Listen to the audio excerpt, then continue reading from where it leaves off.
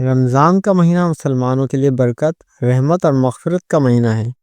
اس مہینے میں قرآن نازل ہوا، روزے فرض کیے گئے اور راتوں کی عبادت یعنی کہ تراویح کا احکام دیا گیا۔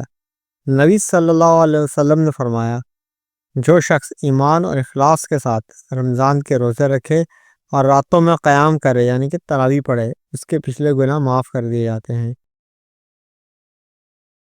تراویح رمضان کے مہینے میں پڑھی جانے والی رات کی نماز ہے، جو عشاء کی نماز کے بعد پڑھی جاتی ہے۔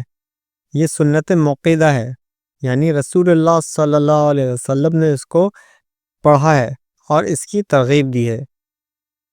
تراویح کی نماز 20 رکعت ہوتی ہے۔ تراویح کا مطلب ہے آرام کرنا یعنی ٹھہرنا۔ رسول اللہ صلی اللہ علیہ وسلم نے تراویح کی نماز پڑھائی، لیکن اس کو بار بار پڑھنے کے بجائے کبھی کبھی پڑھتے تھے تاکہ امت پر مشکل نہ ہو۔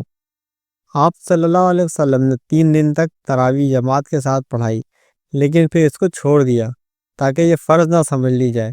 حضرت عمر رضی اللہ عنہ کے زمانے میں تراویح کی نماز کو جماعت کے ساتھ پڑھنے کا طریقہ شروع ہوا۔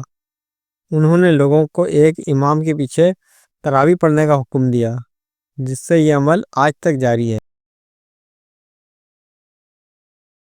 تراویح پڑھنے والے کو اللہ تعالیٰ جنت میں اعلیٰ مقام عطا فرماتا ہے۔ نبی صلی اللہ علیہ وسلم نے فرمایا، اللہ تعالیٰ نے رمضان میں تراویح پڑھنے والے کے لیے جنت میں ایک گھر بنانے کا وعدہ کیا ہے۔ تراویح میں قرآن کی تلاوت کی جاتی ہے اور قرآن کی تلاوت کا بہت بڑا ثواب ہے۔ ترمذی کی حدیث ہے کہ نبی صلی اللہ علیہ وسلم نے فرمایا، جو شخص قرآن کا ایک حرف پڑھے گا اسے اس کے بدلے 10 نیکیاں ملیں گی۔ تراویح رات کی عبادت ہے اور رات کی عبادت کا ثواب دن کی عبادت سے زیادہ ہے۔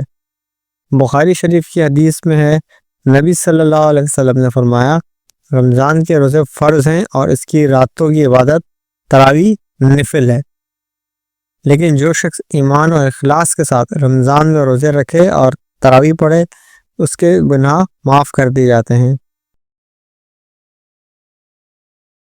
رمضان کی راتوں میں دعاؤں کی قبولیت کا وقت ہوتا ہے اور تراویح کی نماز میں دعا کرنے کا بہت زیادہ ثواب ہے۔